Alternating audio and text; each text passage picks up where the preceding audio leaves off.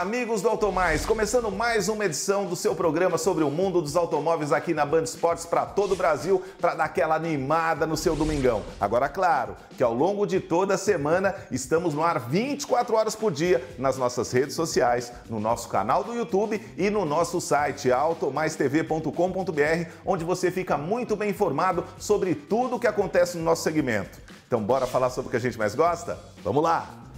Amigos do Automais, pois é, hoje é dia de avaliação e hoje fiquei mais animadinho, hein, João? Temos uma novidade, uma picape que eu e você gostamos bastante, Ford Ranger, agora na versão FX4.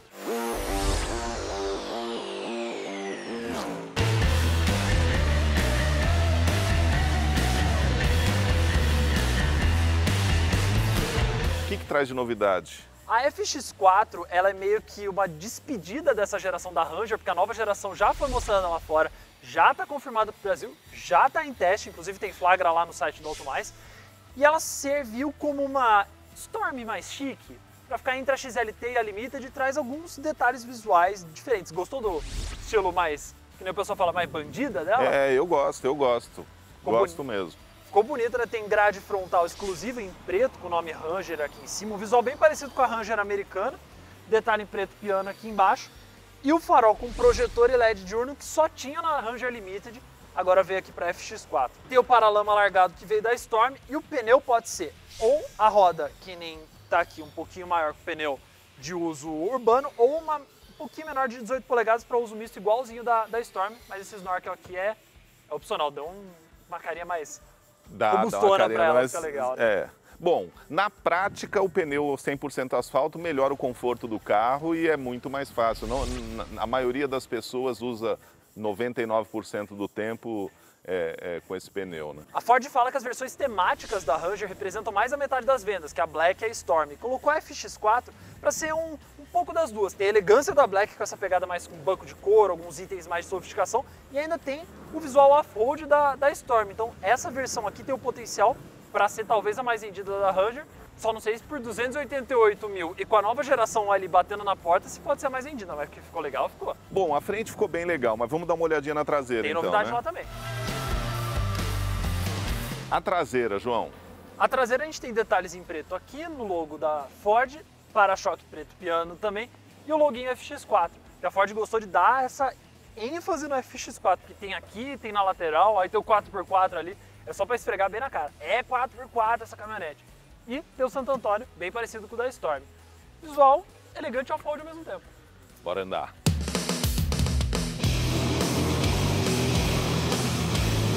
Você que gosta de motorzão, tá com um sorriso de orelha a orelha, porque esse aqui é 5 cilindros, né? Eu vou te falar que eu sempre, na minha história, durante muito tempo, eu tive muito caminhonete. Desde a primeira Ranger.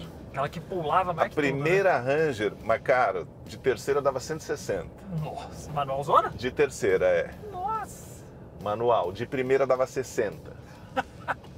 Com os pneus cantando lá atrás. Motor 6 cilindros, era um carro muito legal. E essa aqui, ela é bem maior do que aquela Ranger que você tinha, ainda assim tem esse espírito mais fortão, né? Com esse 3.2, 200 cavalos, o torque dela é bem alto.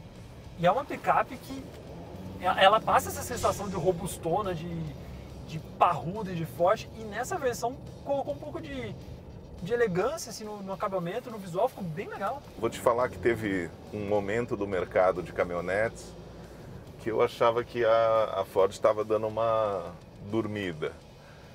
Chegando muita coisa nova, muitas opções, né? Durante muito tempo as opções eram poucas, era Ford, Ranger e S10 e alguma outra importada. A Hilux começando ali, bem no começo,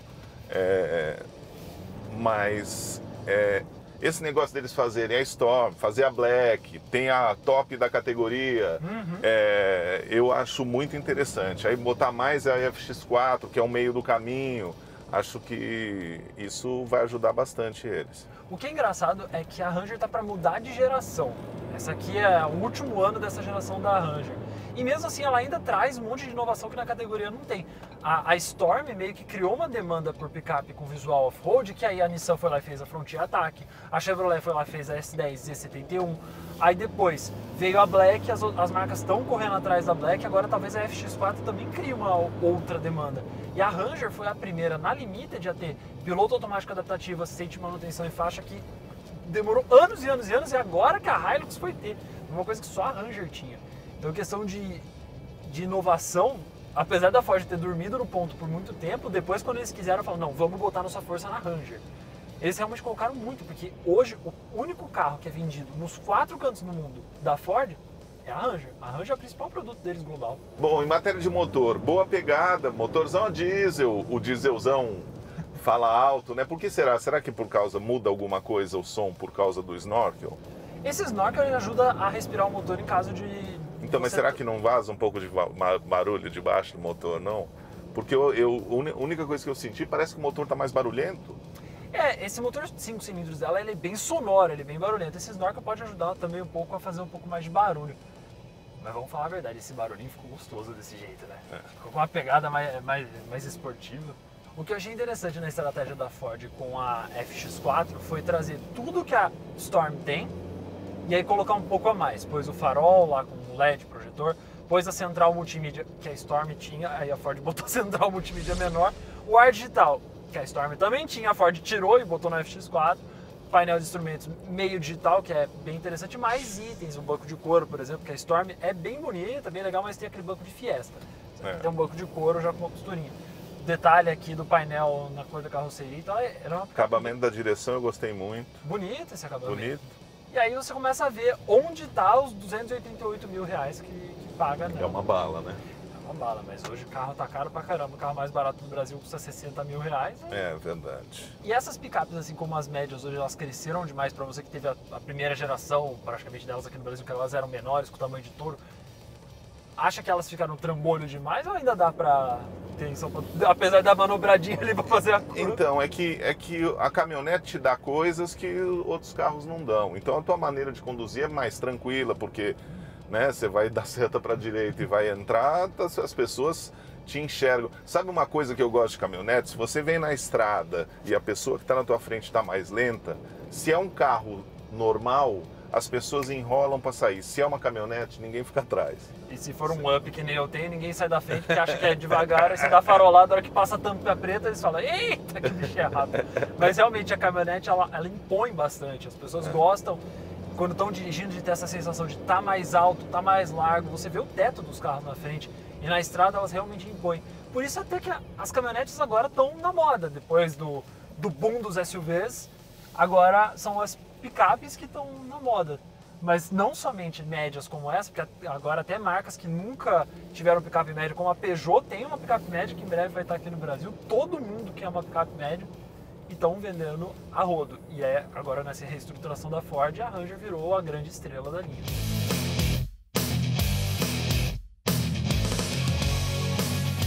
Mas quando a gente lembra que a Ranger agora já está mudando de geração, começa a perceber algumas coisas meio antiguinhas que ela tem. Por exemplo, volante não ajusta em profundidade. E esse motor 3.2, 5 cilindros, tanto que a nova geração vai vir com um motor 2.0, 4 cilindros biturbo mais potente que esse aqui. Caminhonete tem um estilo próprio de andar, né? Estilo mais bruto. Essa aqui não pula tanto quanto as outras caminhonetes, mas ainda assim pula um pouquinho, sim. Um pouquinho pula. Mas a Hilux, por exemplo, pula bem mais, a S10 também pula bem mais que essa aqui. O que eu gostei nessa FX4 foi as pouquinhas mudanças que eles fizeram aqui no interior, que deu muito mais sofisticação para ela em relação à Storm. O volante com a costurinha vermelha, o painel ali da cor da carroceria, banco em couro, essa tela um pouquinho maior. Virou um carro mais sofisticado, um carro mais... que realmente começa a chegar ali no preço, honrar um pouco do preço que ela cobra.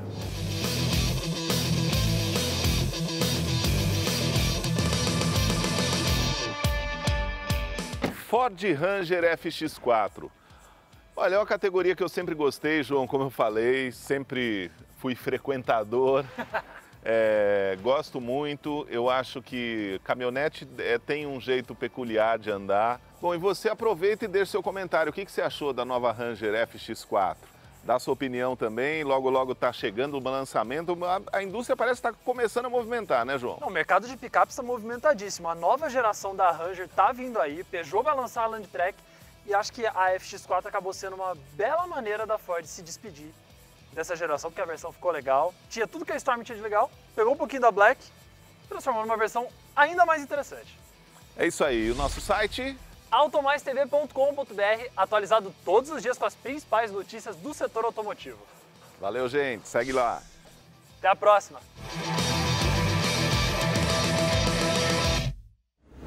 Amigos do Automais, 55%. Sim, esse é o percentual de carros vendidos no Brasil ano passado com câmbio automático. Ou seja, mais da metade dos motoristas do nosso país encheram o saco de ter que trocar marcha no trânsito caótico das nossas cidades. Se você tem ou já experimentou um carro automático, você sabe a comodidade que é você poder parar de se preocupar com pedal de embreagem, alavanca de câmbio e sinal e ladeira e tudo mais. Agora, por que não temos 55% ou mais da metade de motos automáticas?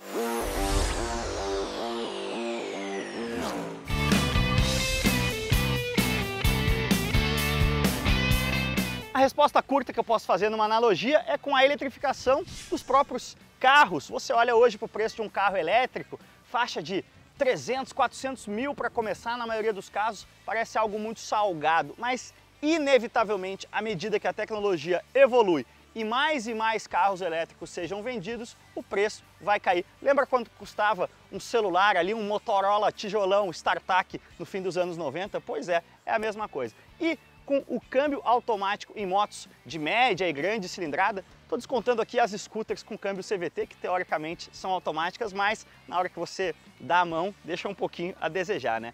No caso do câmbio automático para motos é a mesma coisa, é uma tecnologia um pouco mais complexa, um pouco mais pesada e bastante mais cara. Quando a Honda pela primeira vez colocou um câmbio automático de dupla embreagem há 10 anos na VFR 1200F, ele custava os olhos da cara, ele nem chegou aqui no Brasil. E também a própria tecnologia não era tão legal assim, dava um pouco de tranco, não era tão suave. 10 anos se passaram e hoje você pode ter um câmbio DCT de terceira geração da Honda na NC 750X por R$55 mil, um preço bastante razoável para uma moto de 750 centímetros cúbicos de cilindrada e, principalmente, somente R$6 mil a mais do que a mesmíssima NC 750X com o câmbio manual. Falando antes um pouco da nova NC 750X, ela é uma moto que a Honda chama de crossover. É Metsu para o uso de estrada, Metsu para o uso urbano e outro Metsu até para um off-road Alencar. E ela tem uma característica muito interessante que é isso aqui, que lembra uma scooter, justamente, que é a capacidade de você carregar o seu capacete aqui dentro, tem um porta-capacete de 23 litros, por isso que ela tem esse visual mais parrudão. Agora, mais importante na hora que você pensa no seu bolso, ela é de longe a forma mais barata de você entrar num câmbio automático de dupla embreagem, não só na linha Honda como no mercado brasileiro, a R$55 mil. A partir daqui, se você continuar querendo um câmbio DCT em outra moto, você tem que saltar mais de R$20 mil para entrar numa Africa Twin, quase R$30 mil para entrar numa XADV. Então, na realidade atual do mercado brasileiro, em que tudo está caro, R$55 mil para pilotar uma moto totalmente automática que deixa você ficar relax, tanto dentro da cidade quanto na estrada, eu arrisco dizer que é uma pichinche.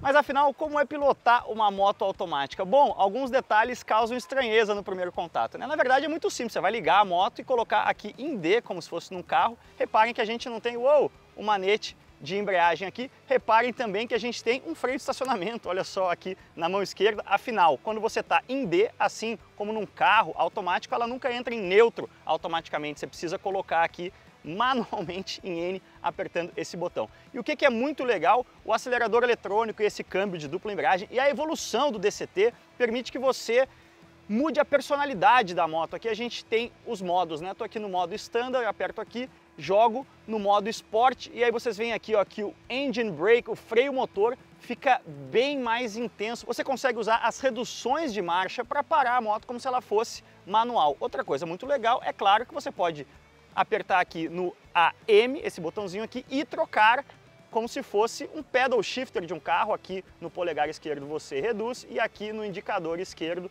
você aumenta as marchas. Ou seja, você tem o melhor dos dois mundos aqui. Você tem a esportividade de um câmbio manual com a comodidade de um câmbio todo automático. Mas afinal, como anda, deputado? Anda bem, são 7% a mais em relação à geração anterior. Quando a gente fala de potência, são 58 cavalos, 7 kg de torque. Tá bem que não são números exatamente épicos, porque a gente está falando aqui de uma bicilíndrica, né? Esse aqui é o famoso meio motor de Fit. Deixa eu colocar aqui no modo Sport, agora sim. Dá até para ver que muda a luzinha ali, fica mais agressivo. Então a gente tem um motor que é focado principalmente em curva de torque plana e suavidade no funcionamento. Uma moto que não dá para negar, é focada em conforto. A Honda chama de crossover a NC 750. Mas para mim, principalmente nessa versão DCT, quando você pega o pacote Touring aqui e coloca toda a parte dos maleiros, tanto laterais quanto o baú traseiro, ela me lembra uma Touring classicona, naquele estilo de BMW Série K, um tipo de moto que a gente não costuma ter muito no Brasil. A gente usa muito as Big Trails para o rolê mais estradeiro. Essas Tourings meio híbridas de grande cilindrada não são tão comuns assim aqui no Brasil. Vamos usar aqui a troca de marchas manual, jogando para uma sexta marcha, para ela soltar mais. E justamente por ter essa vocação mais estradeira, mais touring, a Honda alongou a quarta, a quinta e a sexta marchas, o que dá a NC números de consumo bastante interessantes. Ela chega a fazer mais de 30 por litro aqui no ciclo rodoviário. Quem diria, né, uma moto 750 fazer 30 por litro era algo impensável. Há não muito tempo atrás, mas é aí um dos predicados que o câmbio DCT, com essas marchas mais longas, traz, né? Na média ela faz aí de 26 a 28 por litro. Somando aí com o ciclo urbano, números bastante bons para uma moto 750. Vou pegar uma curvinha aqui, olha só que legal. Bam, bam, reduzindo as marchas. Reduzimos duas e uou, joga para dentro e acelera, pá, quarta. É realmente muito rápida a troca com a dupla embreagem. De uma forma que a VFR de 20 anos atrás jamais teria sonhado em fazer. Você vê que no modo Sport aqui ela estica as marchas sem dó, com um ronco até bem grave, né? Meio áspero no bom sentido. É um ronco bonito, não é uma moto esportiva, não é a proposta. Não é o ronco da minha CB 650R 4 cilindros, mas é um ronco bastante bacana. Outra coisa bem legal dessa nova geração da NC 750, traz, além do câmbio DCT, é justamente a redução de peso. Dá pra gente dizer que a geração anterior da NC estava meio gordinha, né? Uma moto de 210 quilos. Aqui o peso cai para 197, 13 quilos a menos numa motoca, galera. Faz bastante diferença, é um negócio que você sente. Já que eu falei lá no início, ó, até um trechinho off-road aqui, dá pra levantar. A questão do câmbio de dupla embreagem com os carros elétricos também tem uma característica incomum no sentido que coloca mais peso na parte de baixo da moto. Então o centro de gravidade da moto é bastante baixo. Ela tem um comportamento bastante gostoso em curva por causa disso. O DCT adiciona 10 quilos ao pacote, né? É uma tecnologia ainda pesada e cara quando a gente compara, né, com a versão manual, e é até por isso, por adicionar esses R$6.000 de preço e esses 10 quilos de peso, que a gente ainda não vê ou ainda não está vendo câmbio DCT de dupla embreagem automático em motos menores, né? Motos de 500 cilindradas, de 300. a tecnologia precisa ficar um pouquinho mais barata, um pouquinho mais leve, ou seja, precisa ficar um pouco mais difundida antes que a gente tenha o câmbio de dupla embreagem descendo para cilindradas menores. Mas isso vai acontecer, é inevitável. Não custa lembrar, né? A gente falou da VFR 1200, mas antes da NC 750 você tinha que ir para a Africa Twin ou até para Goldwing, uma moto de mais de R$200 mil.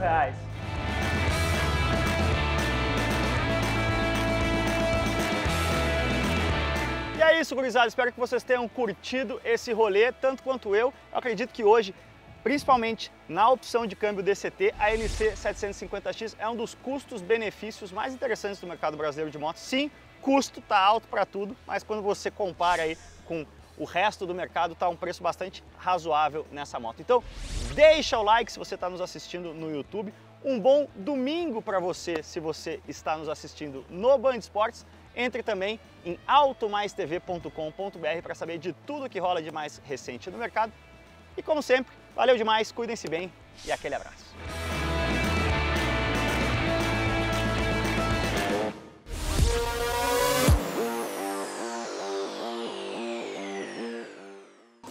O Auto Mais também está nas mídias sociais. Se você ainda não segue a gente, já pega o celular aí.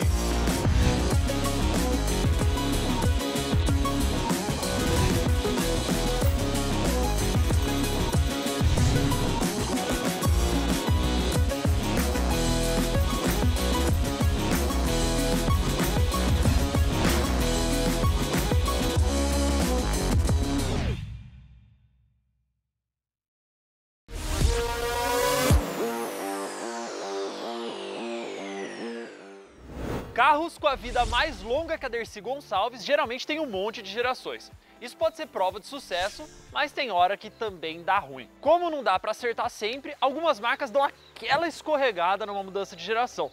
Tanto que não é raro que os modelos mais novos da geração odiada pelo brasileiro valem muito menos do que os modelos mais antigos. Hoje vamos conhecer 5 gerações odiadas de carros que são amados pelo brasileiro.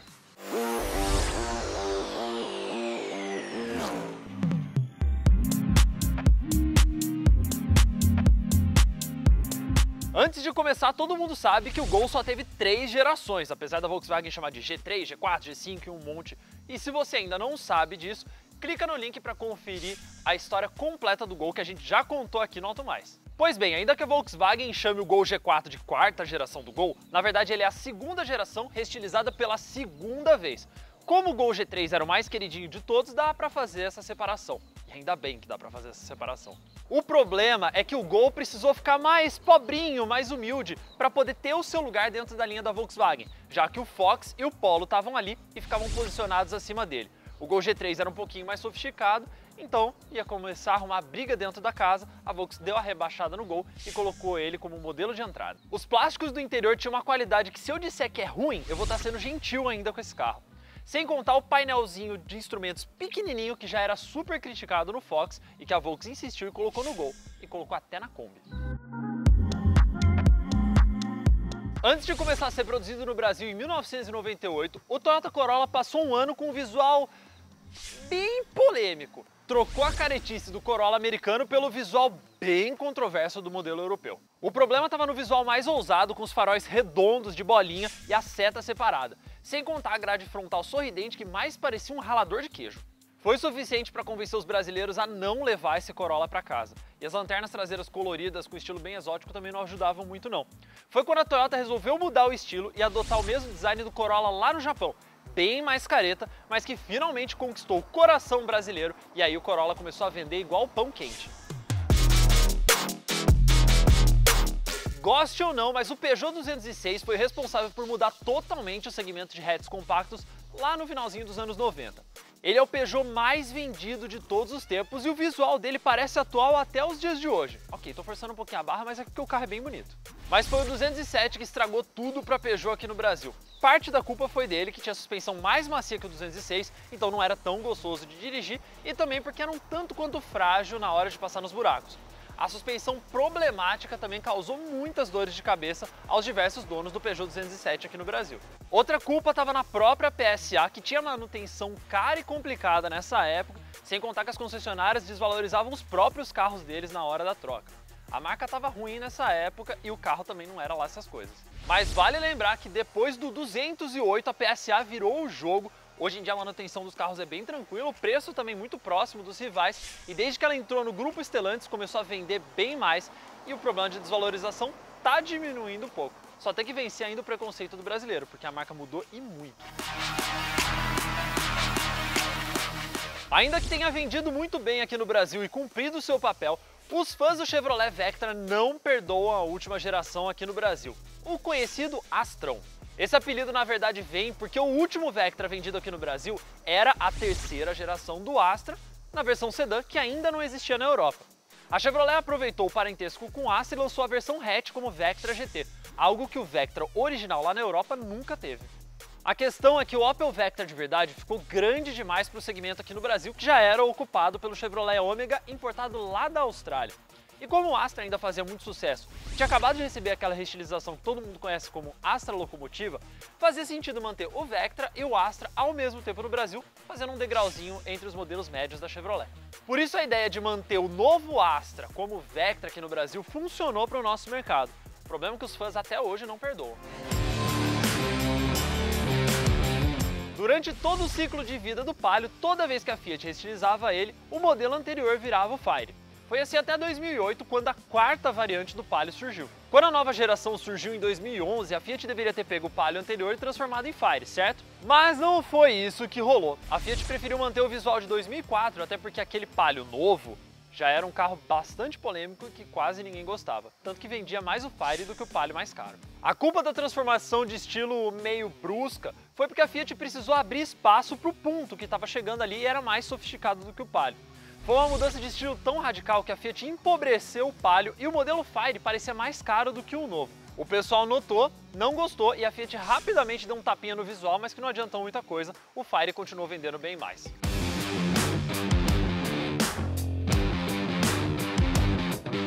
E qual dessas gerações polêmicas é a que você mais gosta ou não acha tão polêmica assim? Curtiu o vídeo? Deixa seu like, se inscreve no canal, ativa a sinetinha para receber notificações sempre que vídeos novos forem postados. E não esqueça de acessar o nosso site automaistv.com.br, atualizado todos os dias com as principais notícias do setor automotivo. Até a próxima! Fala pessoal, ligado no Auto Mais, eu sou Letícia da Atena, estou falando com vocês diretamente da pista do aeroporto Rio Galeão, na cidade do Rio de Janeiro. Agora por que se o nosso programa é de carros, é de automobilismo? Porque aqui vai ser o palco de uma corrida histórica.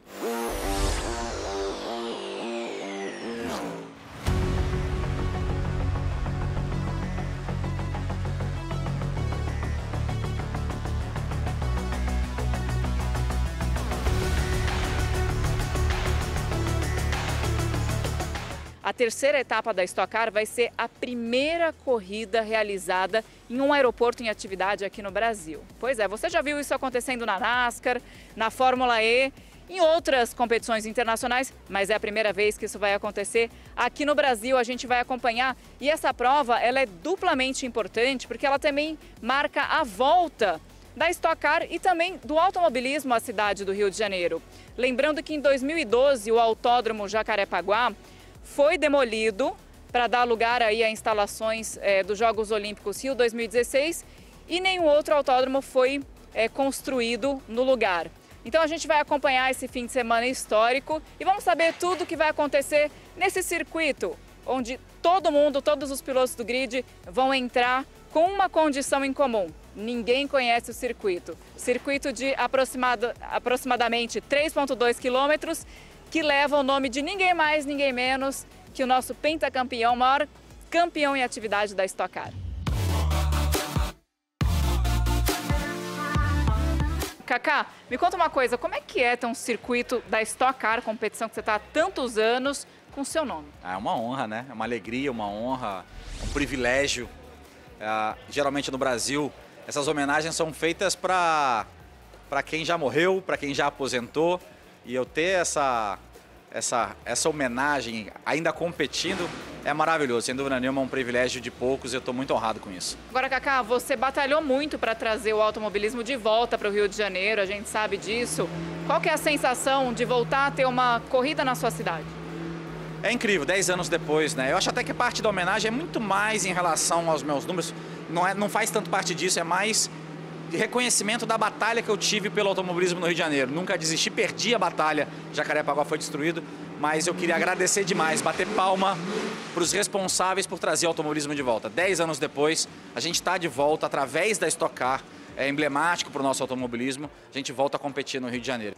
Agora, o pessoal do Automais ama carros e gosta de saber dos detalhes, dos pormenores. Você, Cacá, eu não sei se você já tinha participado do processo de construir um autódromo, um circuito do zero. Como é que foi esse processo? Eu fiz alguns desenhos para alguns projetos especiais que acabaram nunca saindo do papel, essa é a verdade. E dessa vez não, tá aí, tá aí. Tinha muitas possibilidades dentro do Galeão, muito larga a pista, né, muito rápida, e a gente desenhou algumas delas. E depois viemos testar quais delas eram realmente possíveis de serem aplicadas. Ficou um desenho bacana, super rápido, que vai ter uma dinâmica de corrida incrível. Então, poder participar foi legal. Eu gostaria de ter participado mais, admito, mas depois de um certo ponto eles falaram, não, agora você fica em casa para não ter vantagem em cima dos rivais. Explica um pouquinho do ponto de vista técnico, como é que vai ser esse circuito? Sem dúvida nenhuma, o circuito mais rápido do Brasil, uma reta muito longa. Se a gente está acostumado a ver disputa de posição entre dois carros, em vez de circuito oval, como foi Goiânia, 3, um do lado do outro, aqui pode ter 4, 5 carros um do lado do outro, porque a pista é muito larga e com tangências possíveis diferentes. Então quem abrir para fazer a tangência melhor, ideal e mais rápida, vai tomar uma ultrapassagem por dentro. Então tem muitas alternativas, velocidades que eu acho até de 270 km por hora. Então, uma corrida super rápida, uma média de velocidade, talvez a mais rápida do país, com muitas alternativas num piso diferente. Um piso tecnicamente é muito diferente, é um piso de concreto, não de asfalto. Isso faz com que talvez se embaralhe um pouco as cartas, porque é uma pista única, é uma corrida única dentro de todo o calendário. Agora, para finalizar a nossa conversa aqui, Cacá, você acha que essa é uma iniciativa que pode trazer a Stock Car de volta, de fato, para o Rio de Janeiro, o ano que vem, os anos que vierem por aí? Isso que eu espero, Letícia. A expectativa é de que essa iniciativa seja apenas o primeiro passo de um grande retorno do automobilismo ao Rio de Janeiro. É maravilhoso a gente ter a Stock Car aqui dentro do Galeão, tomara que essa etapa dure muitos anos. Mas realmente, como carioca e todo mundo que vive disso, gostaria que tivesse um autódromo no estado ou na cidade do Rio de Janeiro. Quem sabe com 2 GPs a gente vai 3, 4 vezes ao ano a São Paulo, interior e capital. Por que não sempre ter a etapa do Galeão, mas a gente poder ter diversas categorias, atividades realmente num grande autódromo. Tomara que seja o primeiro passo para que a gente possa recuperar a nossa casa, o nosso parque esportivo no estado do Rio de Janeiro. Luiz, qual que foi a inspiração para o traçado? Na verdade, foram várias opções, tinham 10 opções que foram estudadas. E dessas 10 opções, a gente foi trabalhando naquela que tivesse menos riscos e tivesse uma condição de implantação dentro dos prazos mínimos que a gente tinha aqui, que era 1 semana e mais 2 dias de retirada. E aí foi se desenhando para um circuito mais curto, chegando nesse padrão, mas aí teve o envolvimento do piloto, que aí foi quando chamou-se o Cacá Bueno para fazer essa avaliação final, para validar essas opções e chegou nessa configuração final. Quais são os desafios de construir uma pista de corrida numa pista de avião? O grande desafio numa pista de um aeroporto que vai permanecer em operação. Uma pista desativada, você pode corrigir todos os problemas. Uma pista que não é operacional também. Uma pista que está apenas adormecida para manutenção e você utilizá-la e devolvê-la nas mesmas condições impede que você faça qualquer reparo na pista, um furo que seja, nada. São todas instalações provisórias e de pouca quantidade, aproveitando os grandes espaços para ter o mínimo de implantação. Então é um desafio de logística completamente diferente de qualquer outro tipo de circuito, permanente ou de rua, quando é justamente o inverso, você tem que proteger tudo. Aqui é proteger o estritamente necessário, aproveitando os grandes espaços. Agora, esse circuito, ele parece em alguma coisa com outros circuitos internacionais que já foram feitos em aeroportos? Não, porque o desenho desta pista, essa é uma pista de grande capacidade, é a maior do Brasil, com 4 km de extensão. A que opera hoje é de 3.200, então tinha grandes áreas e depende do desenho das saídas rápidas e das taxiways. Então, em função desse desenho, você procura fazer acabou sendo uma sugestão de anel externo. O circuito de Cleveland, que foi da onde surgiu a inspiração do Fernando Giulianelli de fazer, que a inspiração foi dele. Ele tem um formato diferente, mais quadrado, vamos chamar assim. Esse formato mais alongado é o único aqui do Galeão.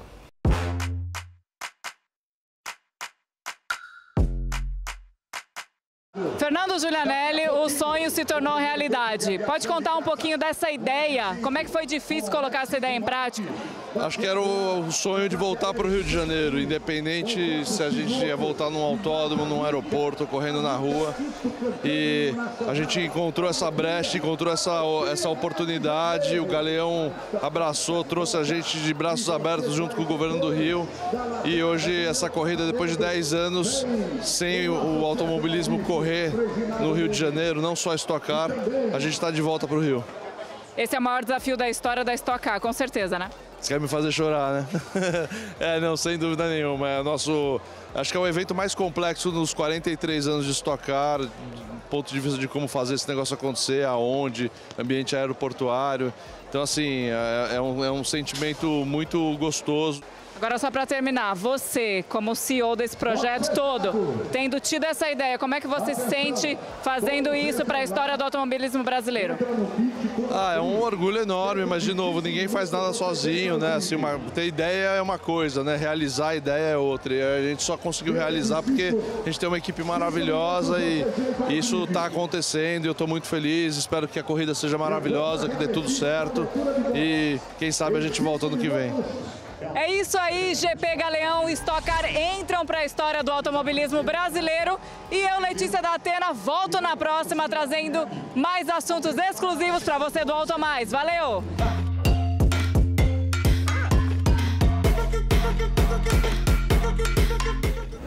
Infelizmente, o Auto Mais de hoje está chegando ao fim. Espero que você tenha curtido tudo que viu. Espero que tenha dado uma animada aí no seu domingão. Mas não se esqueça, temos um encontro marcado no próximo domingo aqui na Band Esportes e, claro, ao longo de toda a semana nas nossas redes sociais e também no nosso canal do YouTube. Se ainda não está seguindo, passa lá, começa a seguir, ativa as notificações e você vai ficar muito bem informado sobre tudo o que acontece no nosso segmento. Espero que você tenha uma semana nota 1000 com muita saúde e até a semana que vem. Valeu, gente!